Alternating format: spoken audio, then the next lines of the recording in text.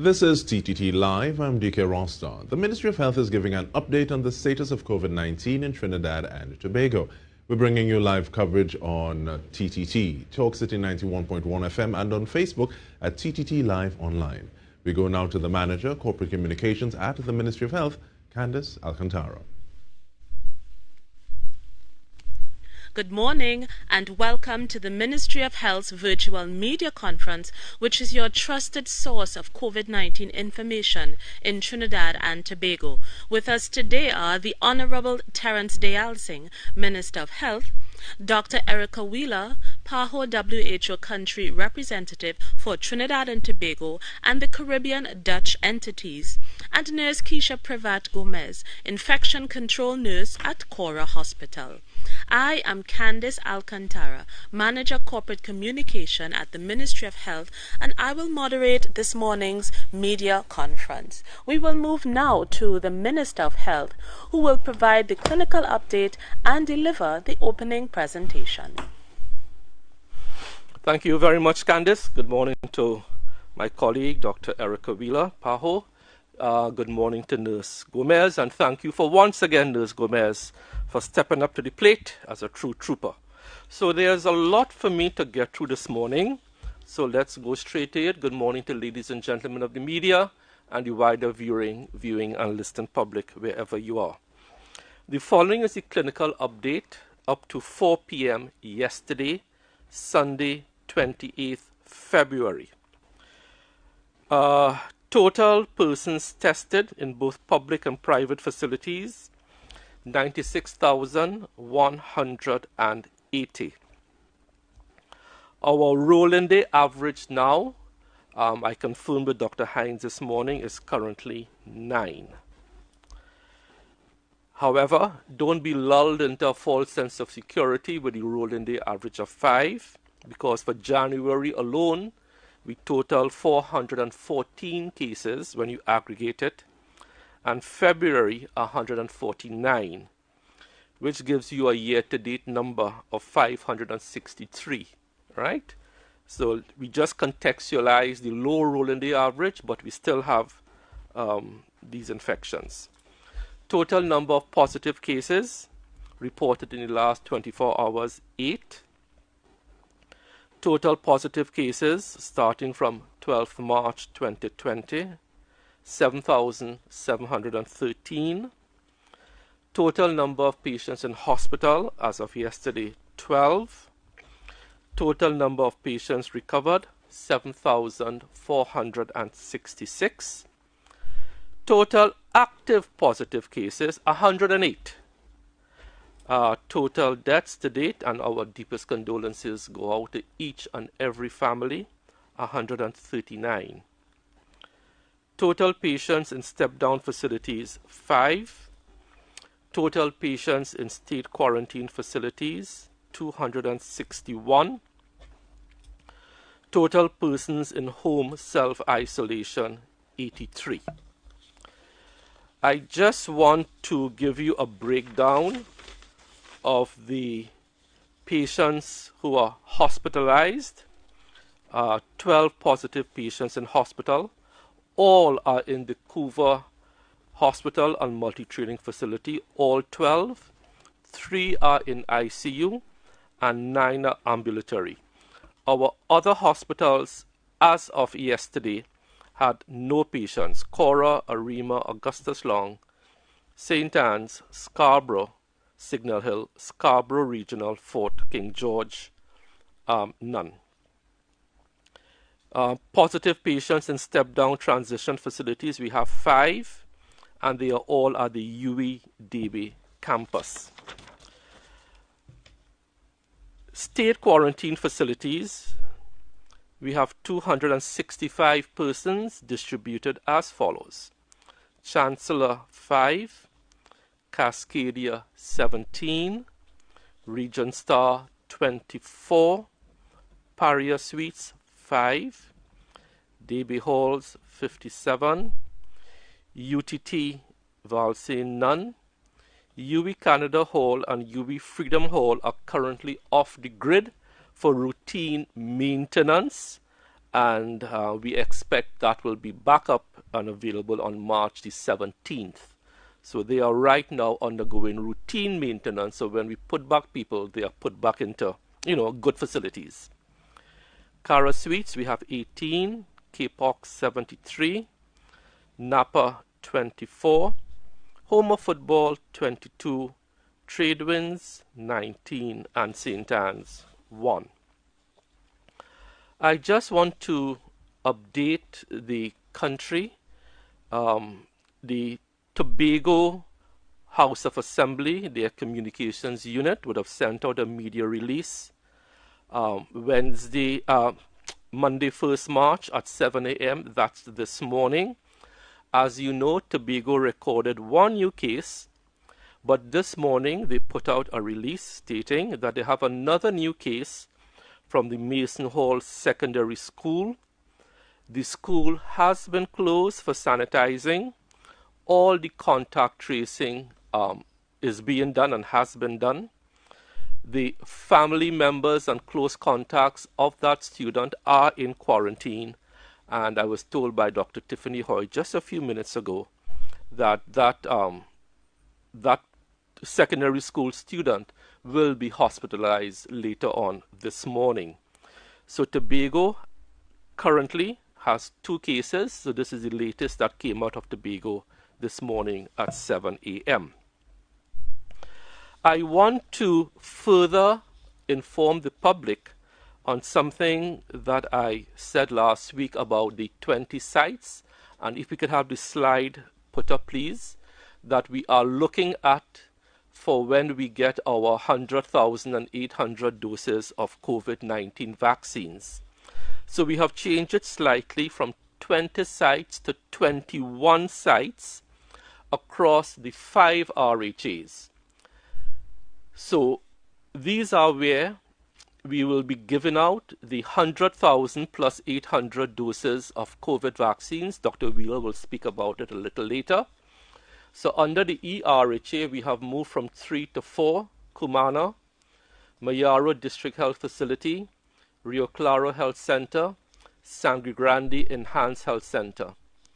Under the North Central Regional Health Authority, Arima District Health Facility, Chaguanas District Health Facility, La Joqueta Health Center, St. Joseph Enhanced Health Center.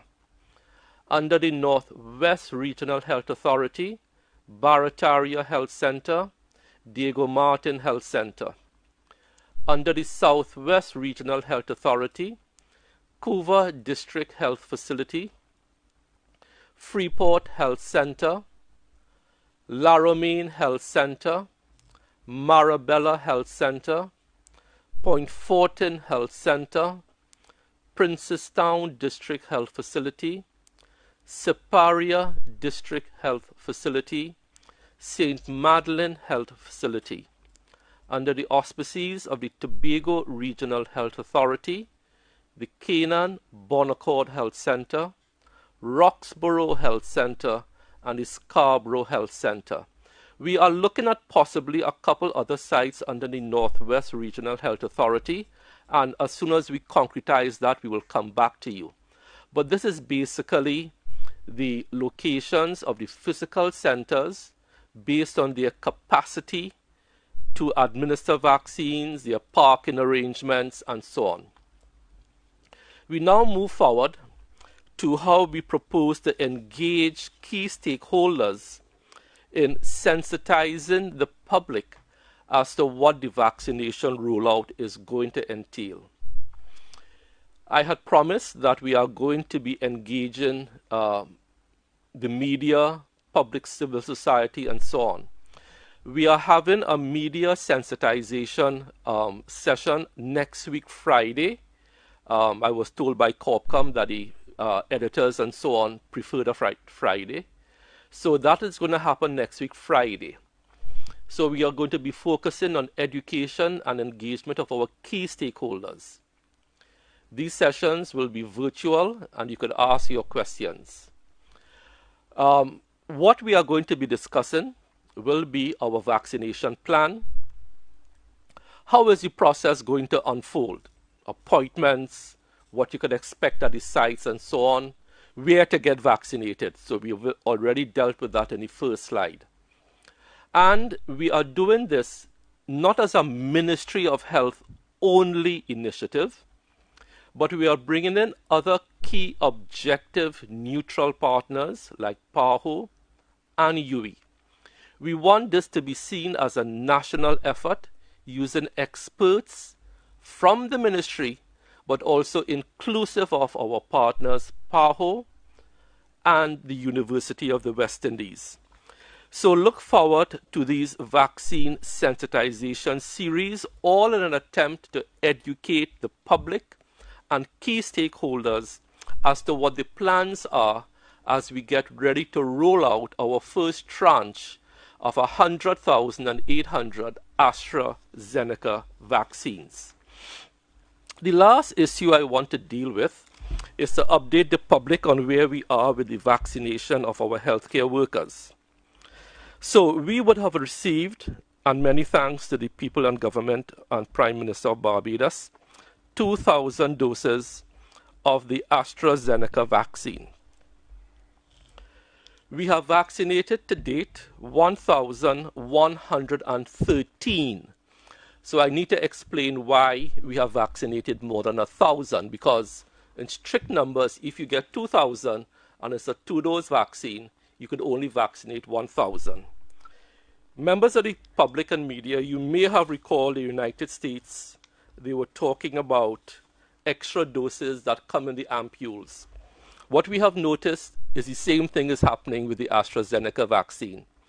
When we break the seal and start to administer the vaccines, much to our pleasant surprise, we are getting 11 doses out of each vial. So it means we can vaccinate basically 10% more. So that is why we have gone up to 1,100.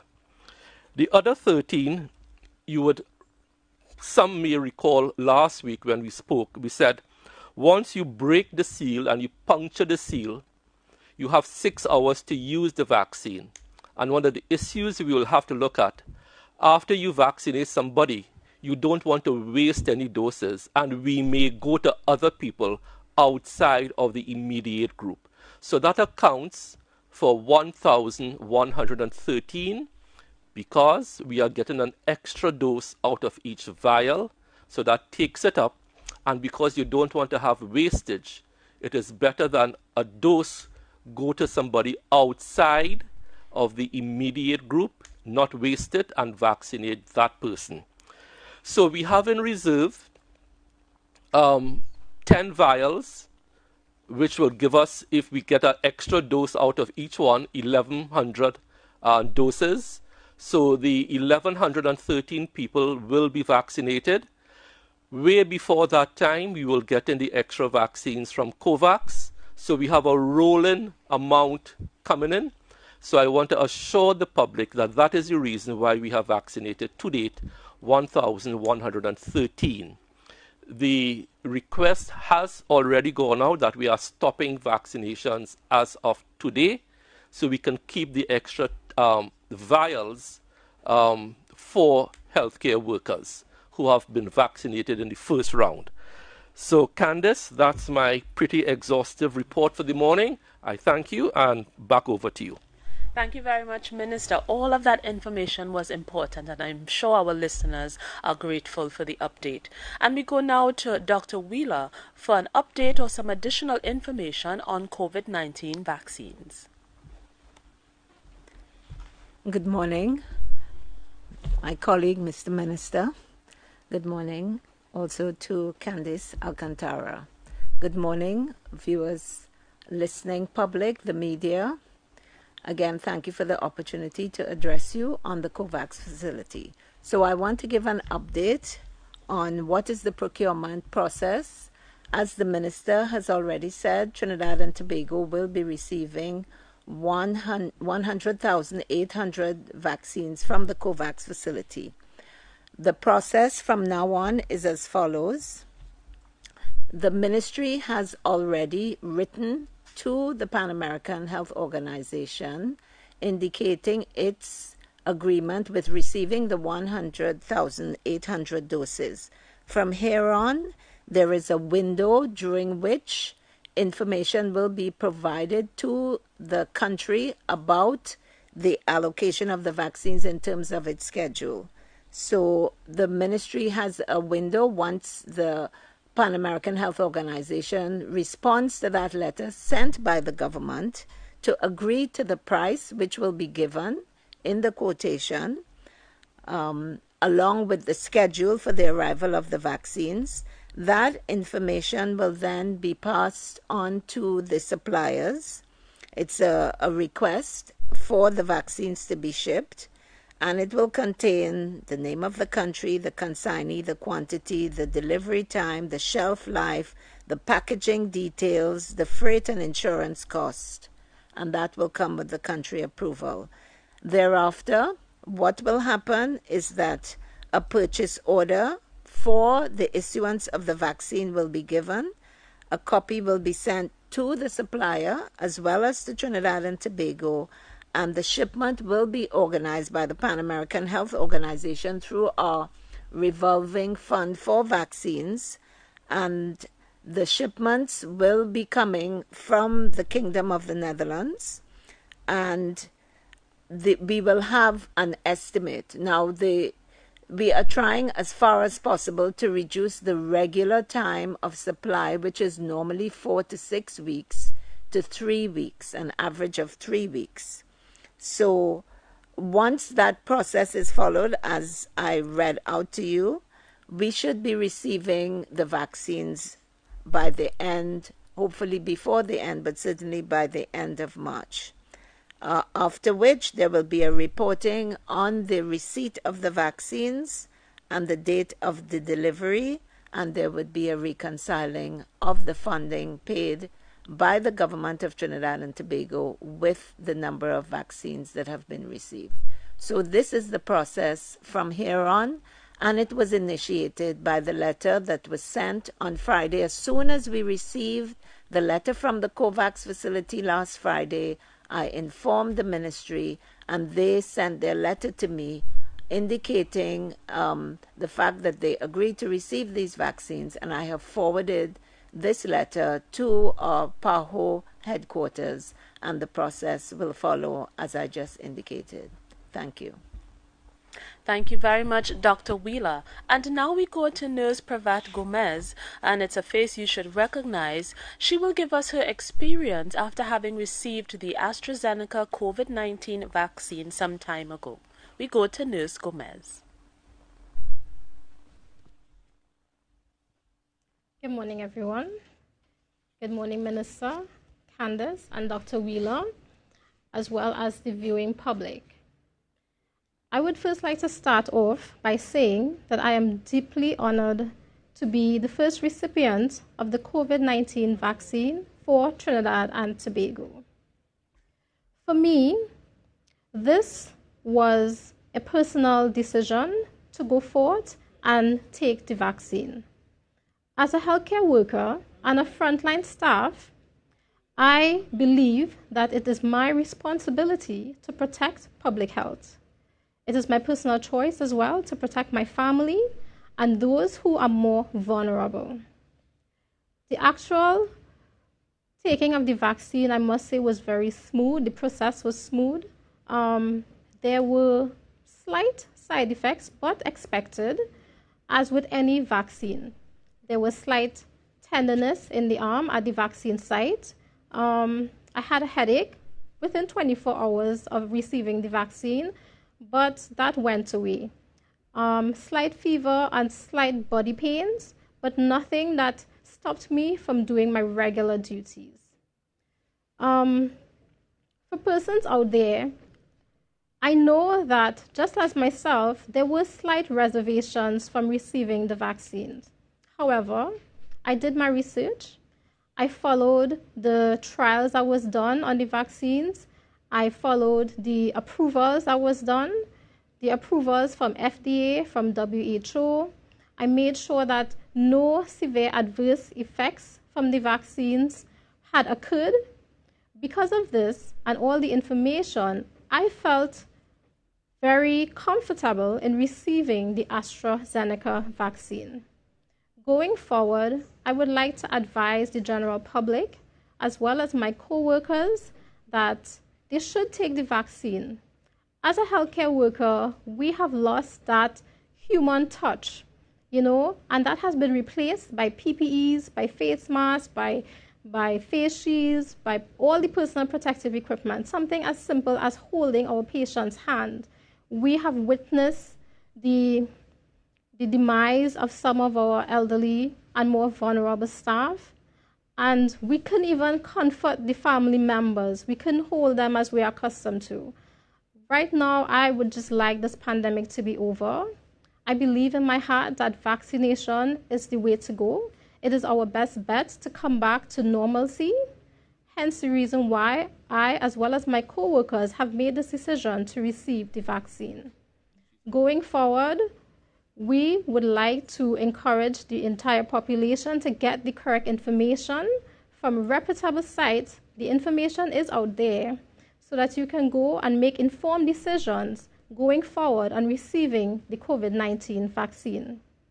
Whatever my side effects were, it is much less a risk, or it was much less painstaking than actually receiving the COVID-19, than actually receiving the virus. I have seen so many people suffer, and I personally would not want that on myself, my coworker, or anybody out there.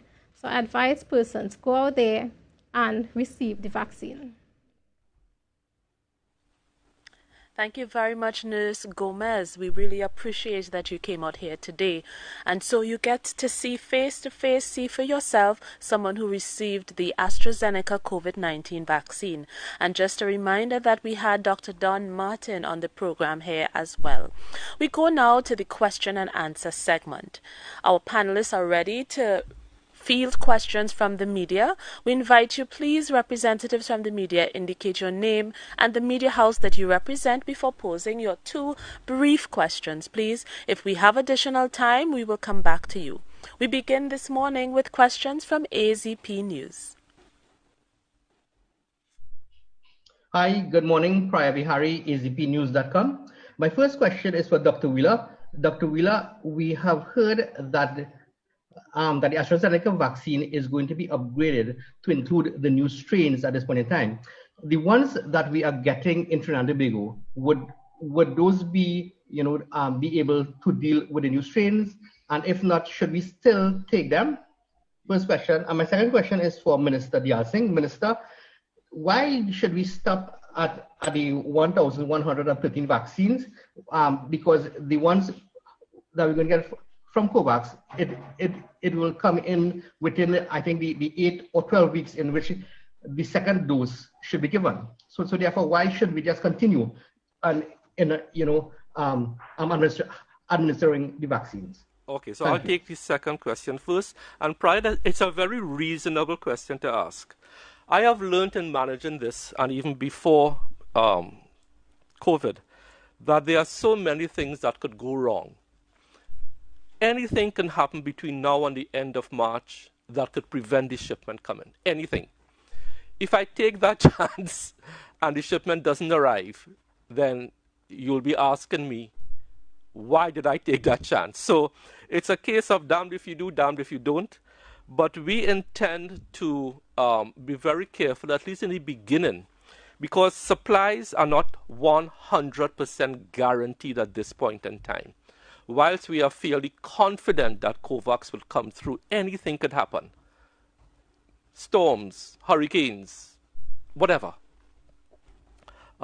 So out of an abundance of caution, if we miss the second dose and you go outside the recommended period, then you will have to start the whole process over again, possibly. So out of an abundance of caution, until we can have a rolling, predictable arrival of vaccines in Trinidad and Tobago, in this first instance, we are being very careful and very cautious. And it's that cautious, careful approach that has led us to where we are since February, March last year. But it's a reasonable question to ask, and it's a policy decision that we will take for at least for the time being. Thank you very much. So thank you, Mr. Bihari, for your question. So fortunately, Trinidad and Tobago does not have any of the variants of which you spoke.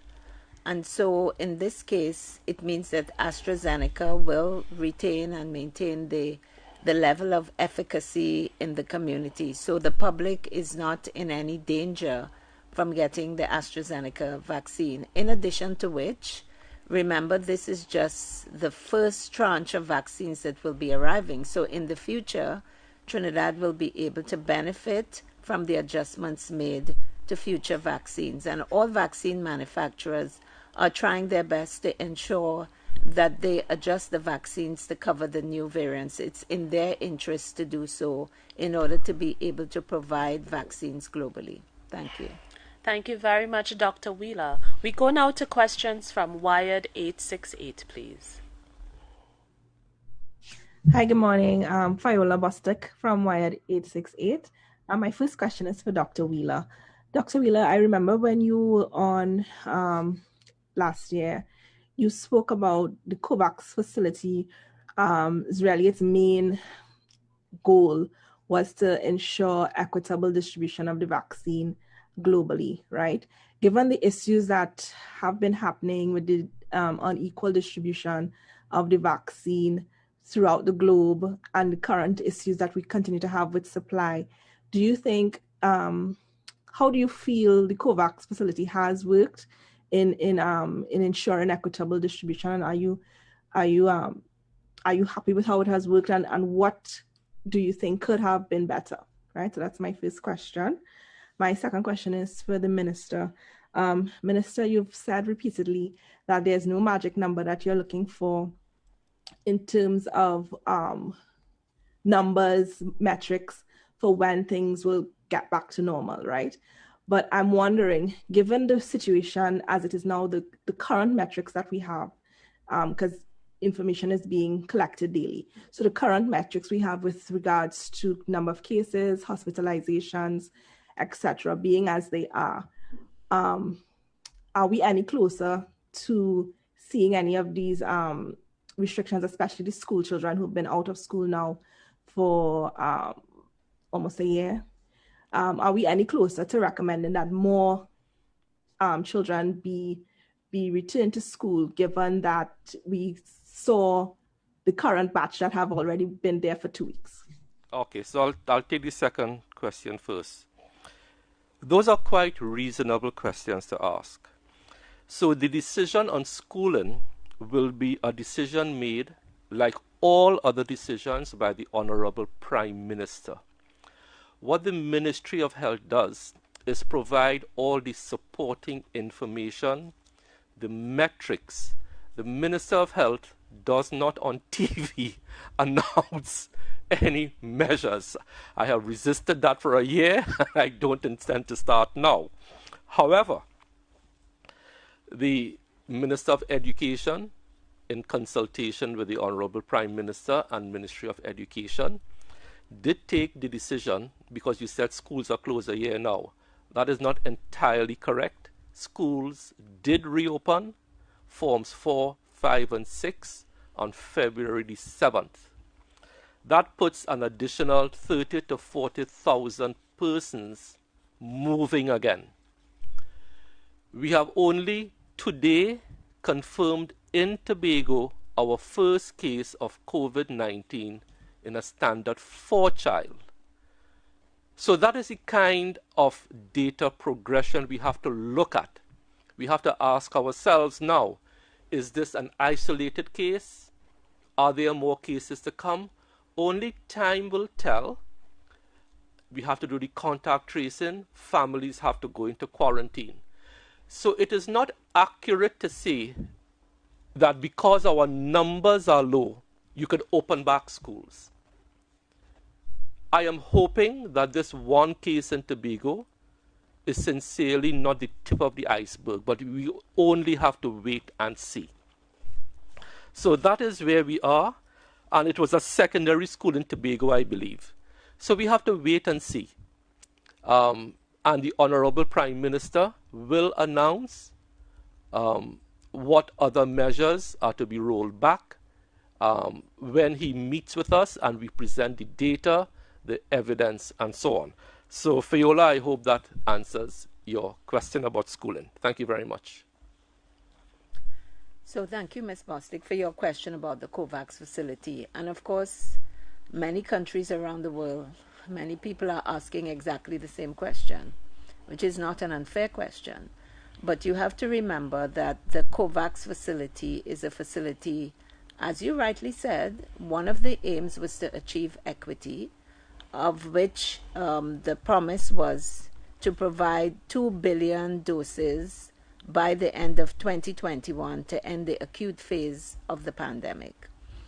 The COVAX facility has met that aim of receiving the 2 billion doses. In fact, they've got 3 billion right now.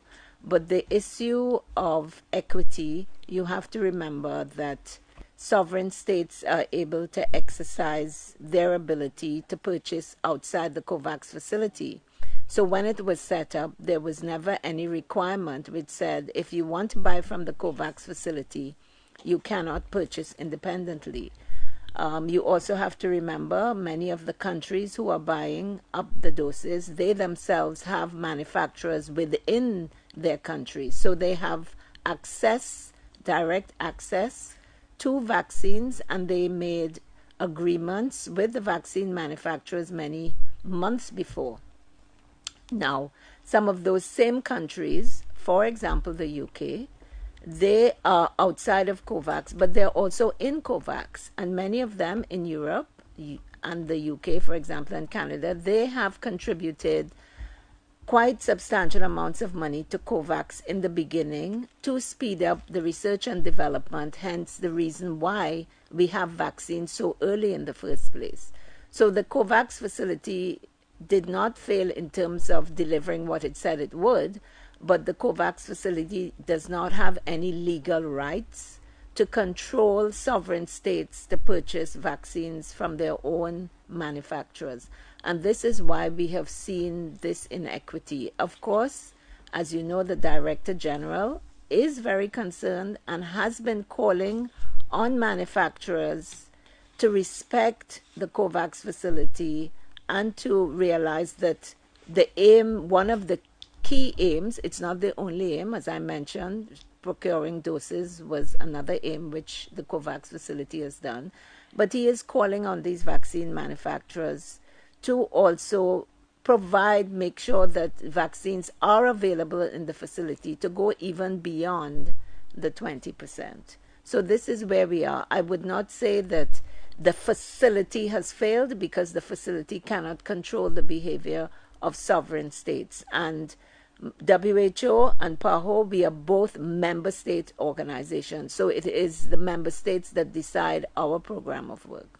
Thank you. Before we go to the next question, Candice, there are two unpleasant utterances by members of the opposition I would like to deal with at this point in time. Ladies and gentlemen of the media, you may recall that we put out a press release last week, Wednesday, explaining that vaccines brought into the country through the COVAX facility and or the African Medicine Council's platform do not pass through a third party or local agent. It is quite unfortunate that some members of the opposition still seek to tarnish the reputations of established firms in Trinidad and Tobago, saying that the government is buying vaccines through local firms. You would have heard Dr. Erica Wheeler said, and I'm not pulling her into this argument, but she said the consignee for the vaccines is the country. Yes.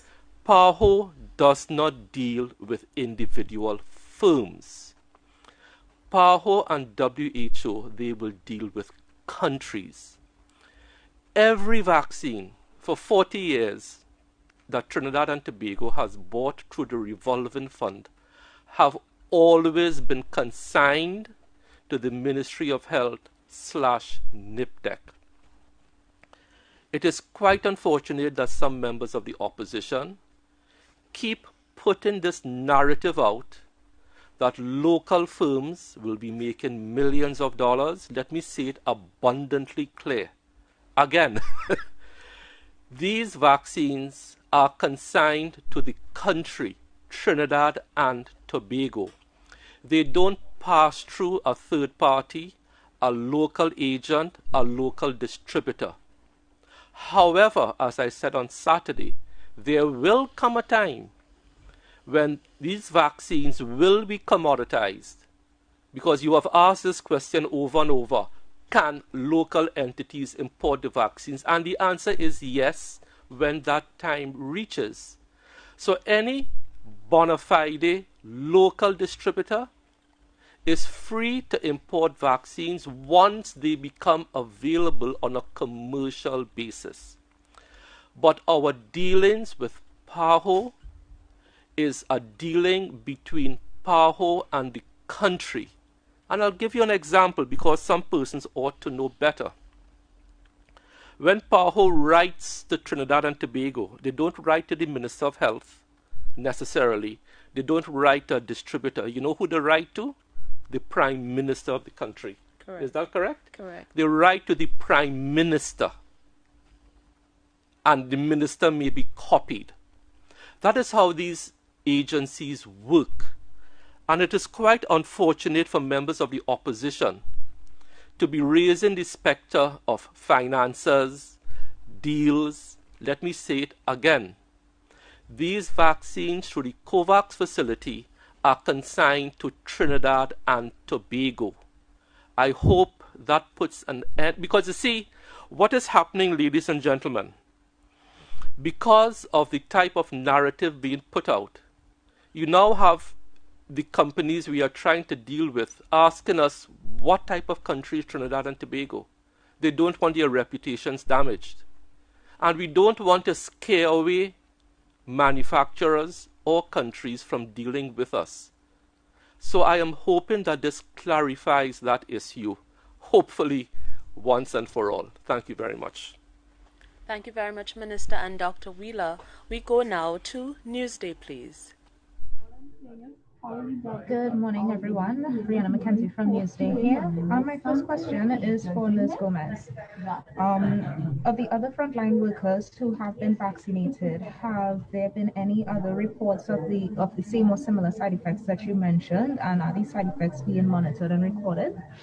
My second question is for the minister. You did say that the only school so far that has reported a case of COVID-19 is the one in Tobago. However, we have received information of another possible COVID-19 case in a secondary school in Diego Martin. Can you confirm that these reports are false? Thank you. Do you have the test report to confirm what you are saying? Yeah? Newsday? Hello? Yeah, do you have the test report to confirm that that child in Diego Martin is positive? No, it's a teacher, actually. The information that we received, and no, we don't have any report. Confirmed test report that says that teacher is positive? I'm sorry? Do you have the confirmed COVID test report that says that that teacher is positive? You can assist us if you have the confirmed report that that teacher is positive. Do you have that you could share with us? No, I don't have that. Sorry. Well, until that happens, it is speculation. And as we have always been, we will give aggregated numbers as soon as they become available. But if you have something that you could share with us, I will appreciate it. Offline, of course. Thank you. And we go to Ms. Gomez, please, for response to the first question. Okay, good morning again. Of the 1,100 persons who received the COVID-19 vaccine, the majority had mild symptoms, just as myself, that dissipated within 24 hours after receiving the vaccine. There were a few who had, the headaches were more, the low-grade fever was more intense, and again, with slight medication, they all were better within 24 hours. The side effects of the vaccines were as expected. It is the normal body response to building that immunity against a virus. And this is what the majority of us experience.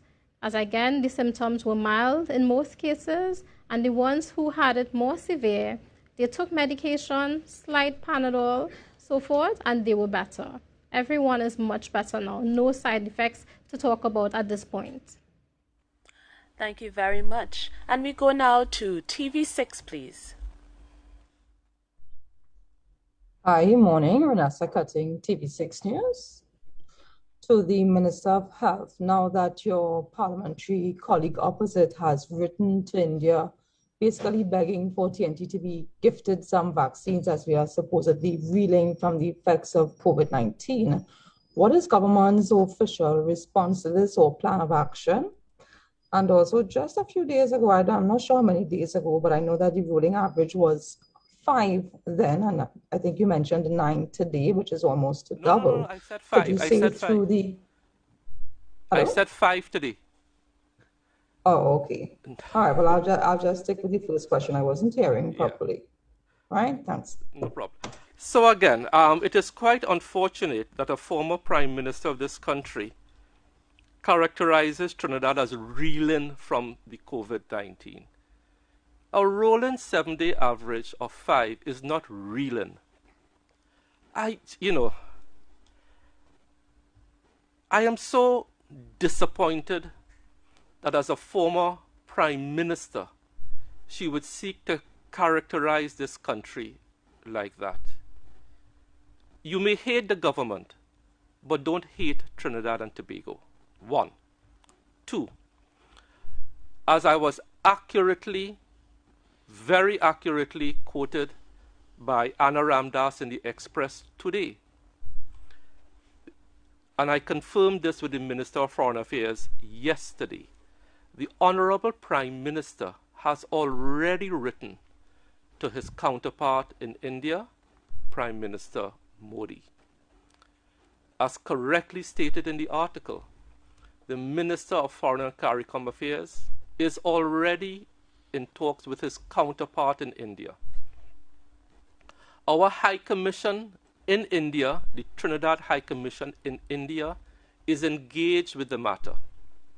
Both myself and the Minister of Foreign Affairs have met with, spoken to His Excellency, the High Commissioner of India to Trinidad and Tobago.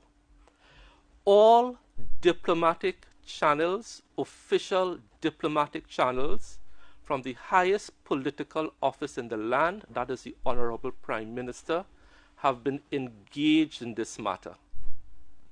And for a former Prime Minister to characterize this country as reeling from the virus really is not helpful. It is the same opposition that is accusing local companies, and that is why we had to put out this press release, that no local company is involved in the acquisition of vaccines through the COVAX facility. So let me close by saying, you may hate the government, but don't hate Trinidad and Tobago. We want vaccines here. Please be a part of the solution and not a part of the problem. I thank you, Renessa, for raising the issue. Thank you, Minister. And now to CL Communications, please. Hi, good morning. Natalie King. I was just wondering how worried is the Ministry of Health now that Sorry, we're having a little difficulty hearing you. Ms. Singh, so sorry, we're having a little difficulty hearing you. Could you increase your volume and repeat slowly? Okay. I'll try again, right? Yes. Good. How worried is the Ministry of Health now that this COVID case concerning the young person has surfaced? Does it bring to light a new trend in which the Ministry of Health has to look at?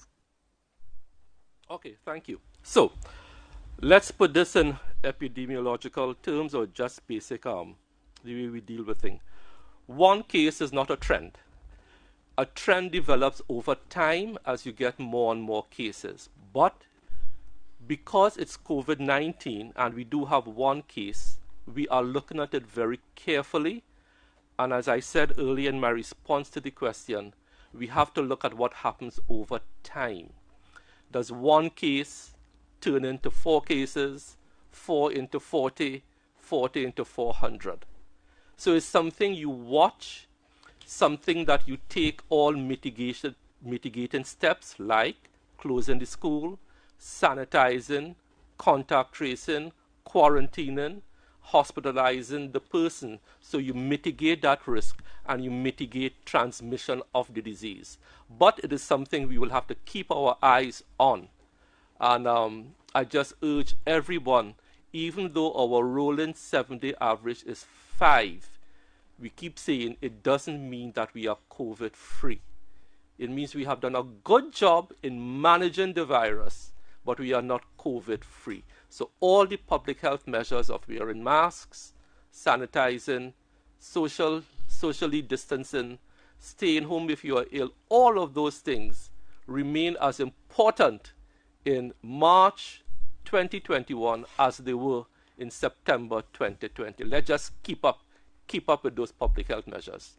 Thank you for the question.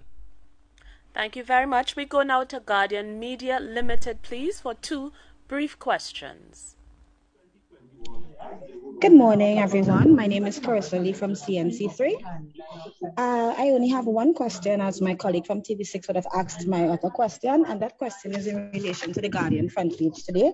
Panic at Piaco, immigration officers stay off duty because of COVID-19 cases, as you have 2 more positive cases. I just want to know from the Minister of Health, when you look at, has contact tracing started, and do we know the source of these cases? That's it. So, without speaking specifically to that, it is normal practice that we contact trace all positive cases wherever we may find them, whether it's in a school in Tobago, whether it's in immigration, wherever. So, the answer is, once we have a confirmed case anywhere in the country, contact tracing as per protocol kicks in automatically. Okay? Thank you very much, Carissa. Thank you, Minister. And we go now to AZP News for a follow-up question, please. Hi, good morning again, Priya Bihari, AZP News. Minister, when the Minister of Foreign Affairs was here a few days ago, he did say while the government of India was helping us in terms of getting vaccine, any purchase agreement must be done via the private sector. Can you elaborate on that, whether therefore that now the government really has to ask the private sector for help in terms of getting vaccines here in procurement? Prior, I don't recall Minister Brown stating that at all. I think what you may be referring to is that Serum Institute of India is a private sector company in India. I think how I interpreted your question was the private sector in Trinidad and Tobago. So let me make it abundantly clear again. We are not in partnership at this time with any private sector firm in Trinidad and Tobago. What Minister Brown said, if I recall correctly, approaches have been made to SII, Serum Institute of India, which is a private sector firm in India. I don't know if it's that you were referring to, but Dr. Wheeler is here and she will tell you that SII is one of the approved COVID manufacturing sites. Yes. Right? And so I don't know if you want to expand on that, because this is causing some confusion. Okay. So Dr. Wheeler, I don't know if you want to expand on that. Okay. So, yes, thank you, Mr. Minister. I want to give you an example of the AstraZeneca vaccine. The AstraZeneca vaccine is being produced both in India as well as in South Korea, and the doses are being distributed globally.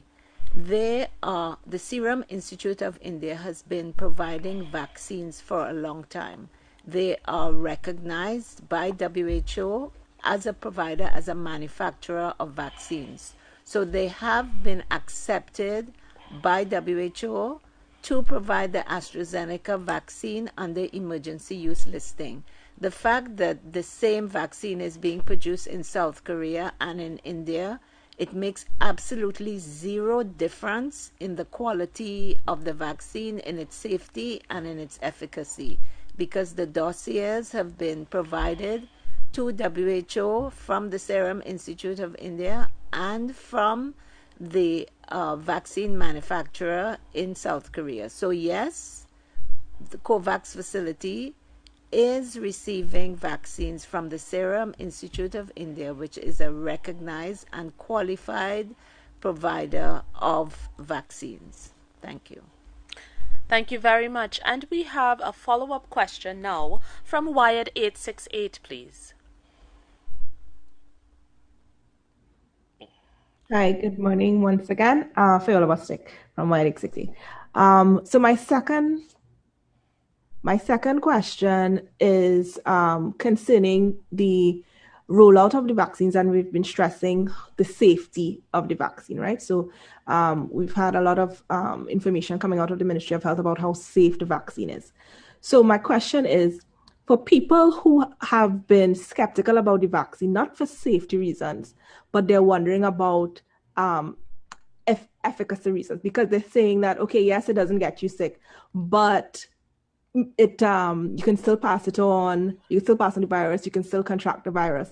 And I'm wondering if there's any data we have now about transferability that could answer those questions. Okay, Ms. Bostic, at this point in time, remember, we have only just started in the world vaccinating persons. So we are into the second month of vaccination. So at this point in time, there is really no clinical scientific evidence about the level of transmissibility. We are assuming that it is occurring, but there will have to be studies that take place over the year during which the vaccines receive emergency use listing. In addition to which, any vaccine is seen to be efficacious as long as it is above 50%. So all of the vaccines so far, we know Pfizer is in the 90s, but all of the vaccines so far are well above that 50% level. In addition to which, one must consider the risks of not taking a vaccine against the risks of taking it. And by far, it is better to take a vaccine, even if it is 72% efficacious, 67% efficacious, rather than be completely unprotected and have no immunity, because we are dealing with a virus to which nobody had any immunity at the beginning. And we still need to establish the length of immunity. So far, the studies that have been done on persons who took the vaccine as volunteers last year shows around 8 months. But we have to have more research done, more clinical studies.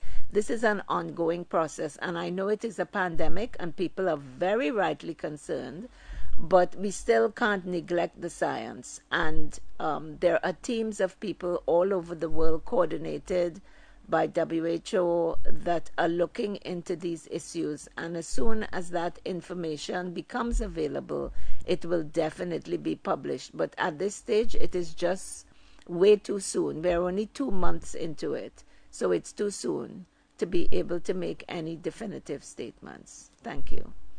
Thank you, Dr. Wheeler. And we go to TV6 for a follow-up question, please. Yes, following on that question, I just wanted to know whether our team here has any preference toward any particular vaccine as a result of the findings of the trials or the composition of the vaccines. And I'm wondering if that is influencing the channels through which we are seeking to get vaccines even outside of COVAX, or if it will influence that process, especially seeing as the Johnson & Johnson vaccine may soon get WHO approval and it's just one shot. I just wanted to know if we had any preference at all. Well, when you say we, I'm not sure if you mean the ministry, but certainly from a WHO and PAHO perspective, absolutely no preference. There's no way we would ever give an emergency use listing to vaccines if we did not know that they were safe, because all of the dossiers on the vaccines, the manner in which they were produced, the quality of the vaccines are assessed by independent assessors, and therefore once an emergency use listing is given, then we know it is safe for global use. So any vaccine that is approved by WHO, some of which already were pre-approved, say for example by FDA in the US, or the regulatory authority in Canada, or the regulatory authority in the UK. These are called stringent regulatory authorities who are also recognized by WHO, and it is on the basis of those regulatory authorities as well as the dossiers given to WHO and the European Regulatory Authority. It's all of them that we look at, and the information that's provided in the dossiers are given. So there's absolutely no question of preference, and Trinidad and Tobago will not be buying vaccines that have not been approved by WHO anyway. Thank you. Thank you very much, Dr. Wheeler. And we have another question from Newsday. Good morning again. I just wanted to revisit the case in the school in Tobago. Minister, you mentioned as per protocol, the school was supposed to be sanitized.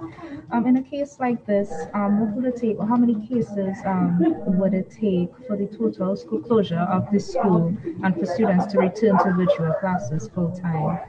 Thank you. So that is a question that I think is best posed to the authorities in Tobago. They are in charge of that situation there. You can speak to Dr. Tiffany Hoyt or Dr. Roxanne Mitchell. They are closer to the ground. So I was just informing the public of what is happening in Tobago, and what should come out of that. The learning that should come out of that is two things. One, we are not COVID-free. Whilst we are not reeling from COVID, the virus is still here. It means we still have to be careful. We can't drop our guards. But as the actual number of cases and the decisions to close schools or whatever, that will be made by the Ministry of Education in consultation with the authorities in Tobago. Thank you very much. Thank you very much, everyone, and we have come to the end of today's media conference. Today we shared some updates on the COVID-19 vaccine rollout from the Ministry of Health perspective and from the PAHO WHO office here in Trinidad and Tobago. We also heard some words of assurance from Nurse Pravat Gomez, who received the AstraZeneca COVID-19 vaccine, and she highlighted, although there were side effects coming out of the receipt of the vaccine, it's much better than actually getting the disease, COVID-19. We are reminded everyone that while our numbers are low, COVID-19 is still here in Trinidad and Tobago, and we must all keep our guard up to ensure that we remain at this state. So please do everything that you need to do to protect yourself and your loved ones, follow the new normal, and wear your mask the right way every time.